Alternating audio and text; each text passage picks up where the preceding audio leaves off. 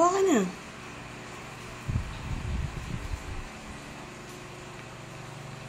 Oo nga, sige na.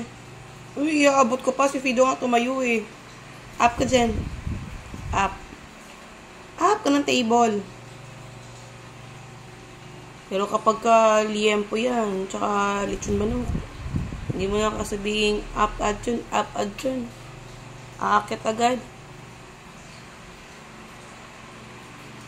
Yan mo si Fido, oh. Yan mo si Fido, oh. Magalingin si Fido, eh. Yan naman si Fido, up yan. Happy daw.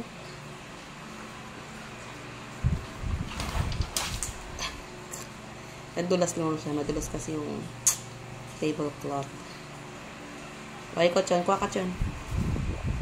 Kuha ka. Pakat naman talaga neto talaga. Oo. Bahala ka dyan. Diba? Bumili ako ng 1/2 kilo. Hindi para gulayin. Mahilig talaga sila kumain talaga neto. Hilaw. Maganda yan sa umaga. Para yung mga laway nila natatanggal. Mainam din yung hilaw na okra. Eh, ang problema, di ba may buto-buto yun? Kakahirap linisan sa sahig. Ito naman yung ulam namin. Ko. Hahaluan ko ng aroy, ano ba to? Yung miswa. Hindi mo nila kaya ubusin yan. Siguro may matitira kalahati. Para bukas naman. Ayan, para manawa. Malinis yun siyan. Puro sodas yung laman ng tiyan. Ayan. Bell pepper. Hilig din ako ba ng hilaw na bell pepper. Hilaw na, ang gusto ni Hudson yung steam ng bok choy. Di ba malutong yun? Paborito niya yun.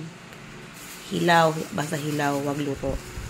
And painumin ko sila ngayon ng vitamins. Mauubos na nga ito eh. Pero, carry lang. Para makabili na ng ulit. Get one. Hindi abot? Okay. Move ni mommy. Okay. Get one. Okay. Good job. Ikaw, Chan. Get one.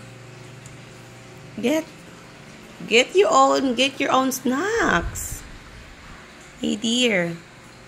Ganyan siya pala utos. Tamad kasi yung Hudson na yan.